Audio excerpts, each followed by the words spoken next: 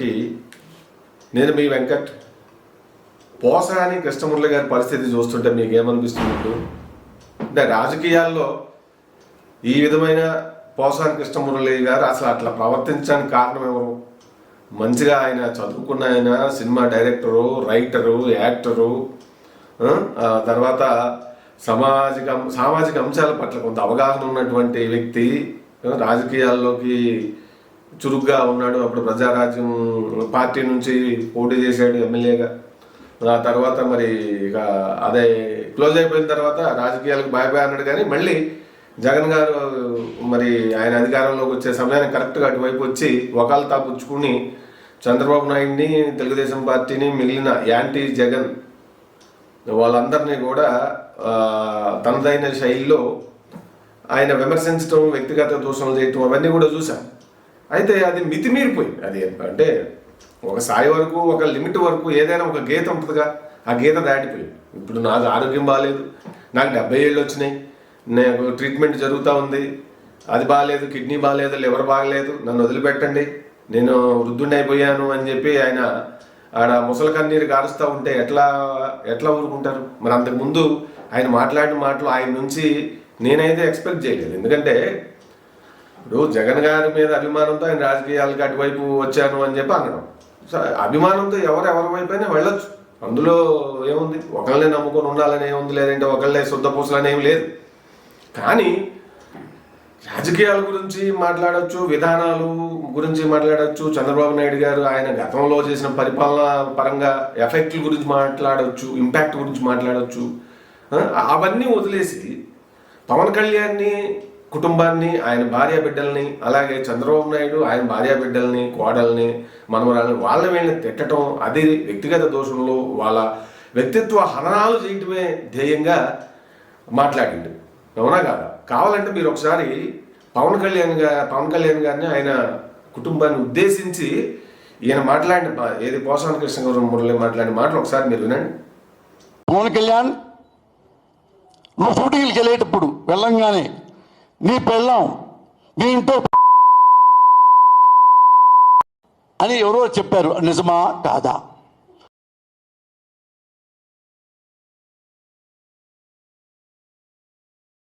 పవన్ కళ్యాణ్, నువ్వు షూటింగ్కి వెళ్ళేటప్పుడు వెళ్ళంగానే నీ పెళ్ళాం మీ ఇంట్లో అని ఎవరో చెప్పారు, నిజమా కాదా? విన్నారు కదా? పవన్ కళ్యాణ్ గారి పుట్టిన బిడ్డలు ఆయనకి పుట్టలేదు, పని మనుషులకి పుట్టారు అని అంటే ఎంత బాధపడతారు? అంటే ఏంటి అక్కడ? అంత అమాయకమా? అంటే అంత చదువుకున్నావు, బుద్ధి జ్ఞానం ఉండవసరం లేదా? ఏం మాట్లాడుతున్నావు స్పృహ తెలియదా నీకు? అప్పుడు అది నీ స్థాయికి తగినటువంటిదేనా? మరి నీ వ్యక్తిత్వానికి తగినట్టుదేనా? చంద్రబాబు నాయుడు గారిని అప్పుడు విమర్శించినావు 2019లో ఒక దశలో టూ మచ్గా, ప్రజలు కొంతవరకు భరించారు ఆయన మీద ఉన్న వ్యతిరేకతతో. కానీ పవన్ కళ్యాణ్ గారుని మంచోడు అనుకుంటూనే మరి ఇవన్నీ నీతో ఎవరు చేపిస్తున్నారు? నువ్వేం పసిపిల్లాడు కాదు కదా. నువ్వు కథ, స్క్రీన్ ప్లే, డైరెక్షన్ ఏదైనా రాసి ఒక అన్ని తెలిసిన వ్యక్తివి, రాయగలిగిన వాడివి, ఎంఫిల్ చదువుకున్న వాడివి, కష్టపడి పైకి వచ్చిన వాడివి, ఒక మనిషిని ఇట్లా బాధ పెడితే ఆ బాధ ఇంపాక్ట్ ఎలా ఉంటుందో ఒక రైటర్గా తెలిసిన వాడివి, అంతా ఒక సైకాలజిస్ట్ మైండ్ సెట్ ఇవన్నీ ఉన్నాయి కదా. మరి అవన్నీ తెలిసి కూడా నువ్వు ఎందుకు ప్రలోభాలకు లోనైనావు అనే ప్రశ్నలు వేరా ప్రజలు? అమాయకులా? ఇప్పుడు డ్రామాలు చేస్తే ఊరుకుంటారా? అరెస్ట్ చేసి జైలుకి ఉండాలంటే అక్కడ హాయ్ రాజా, ఓయ్ రాజా అని చెప్పి అక్కడ పోలీసుల మీద కామెడీగా సినిమా తరహాలో మాట్లాడుతుండడం, ఇవన్నీ కూడా ఆయన కొంత ఇప్పుడు షేక్ అవుతున్న విధానం మనం చూడొచ్చు.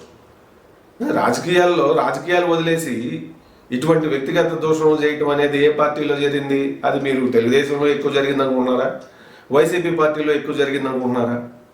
స్వయంగా జగనే ముఖ్యమంత్రిగా ఉంటూనే ఆయన విధానాల గురించి మాట్లాడిండా ఎప్పుడన్నా ఎక్కువగా? మరి విధానాల గురించి మాట్లాడుంటే, ఆయన పరిపాలన బాగుంటే ప్రజలు ఒక్కసారి అధికారం ఇవ్వగానే 30 ఏళ్ళు మాదే దాని భ్రాంతులోకి వెళ్ళిపోయింది తప్ప మంచి పరిపాలన చేద్దాం అనుకున్నా కనీసం రోడ్లే పట్టించుకోలేదు. ఎక్కడికక్కడ మాట్లాడితే వాళ్ళ మీద కేసులు పెట్టించుడు. ఇక చెప్పనవసరంలా ఆ ఆగ్రహం తాలూకు రిజల్టే మొన్న వచ్చినటువంటి ఫలితాలు, అవునా కదా? మొన్న వచ్చిన ఫలితాలు దాని ఎఫెక్టే కదా. 2024లో ఏపీలో వైసీపీకి వచ్చిన ఫలితాలు ఏంటి? 175 అసెంబ్లీ సీట్లు ఉంటే కేవలం 11 సీట్లకు పరిమితమైంది. ఇదే పార్టీ 2019లో జగన్ గారికి ఫస్ట్ టైం మరి ఒక అవకాశం ఇవ్వండి అంటే వాళ్ళ అమ్మగారు పనిచేశారు, విజయమ్మ గారు, వాళ్ళ చెల్లెలు షర్మిల గారు పనిచేశారు, బైబిల్ పనిచేసింది, వైఎస్ రాజశేఖర రెడ్డి యొక్క మంచి పేరు పనిచేసింది. అవన్నీ ఇతోధికంగా పరోక్షంగా అడ్డం పెట్టుకొని ఆయన కొంత చేసిండు.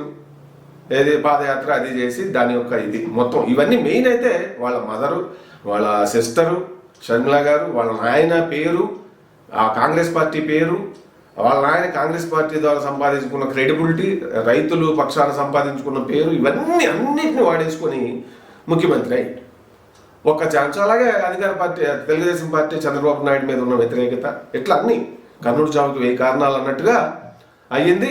ప్రజలు వాళ్ళు ఊహించిన దానికంటే మెజారిటీ ఇచ్చారు ఎక్కువ. 175 సీట్లకి 151 సీట్లు ఇచ్చారు కదా, 152 ఇచ్చారు కదా.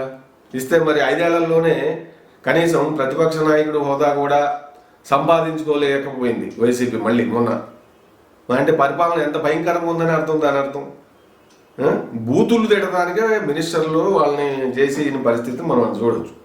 ఇప్పుడు బోరగడ్డ పరిస్థితి కావచ్చు, అది కావచ్చు, మరి ఆ శ్రీరెడ్డి కానీ వాళ్ళు కానీ వాళ్ళంతా ఎంత విషపూరితమైనటువంటి ఇదిని వాళ్ళ సమాజంలోకి చూపించారంటే, ఏది రాజకీయం పేరు అడ్డం పెట్టుకొని అటువంటి వాళ్ళని ఎంకరేజ్ ఎందుకు చేసింది జగన్ గారు అంటే ఆయనకి రాజకీయాలు మాట్లాడటం వాటి మీద అంత పెద్ద ఆసక్తి ఉండదు, వాటి గురించి అవగాహన కూడా తక్కువే. ఇట్లా ఇవన్నీ కూడా ఒక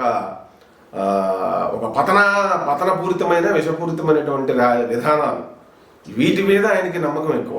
ఎందుకంటే ఇప్పుడు నాయకుడు ఎటువంటి వాడైతే టీం కూడా అట్లనే ఉంటుంది. మన ఇప్పుడు విరాట్ కోహ్లీ టీం లీడర్గా ఉన్నప్పుడు అట్లా టీం మంచి ఇదిగా ఉండేది. అంటే ఆ యాటిట్యూడ్ విరాట్ కోహ్లీ ఎట్టుంటాడు, దెబ్బకి దెబ్బ, మాటకు మాట, పన్నుకు పన్ను అన్నట్టుగా ఉంటాడు.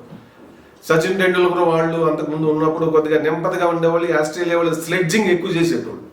మెయిన్గా అంటే ఆట ఆడేటప్పుడు వెనక వికెట్ కీపర్ బ్యాట్స్మెన్ ఉద్దేశించి మైండ్ డిస్టర్బ్ అయ్యేలాగా మాట్లాడటం,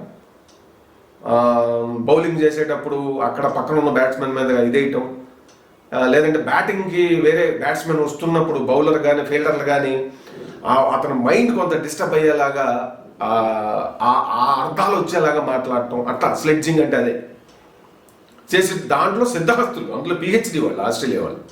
తసదియ కోహ్లీ వచ్చిన తర్వాత దెబ్బకి దెబ్బ, మాటకు మాట, ఇంకా రివర్స్ గేరు ఇదైంది అనమాట. అది మంచి.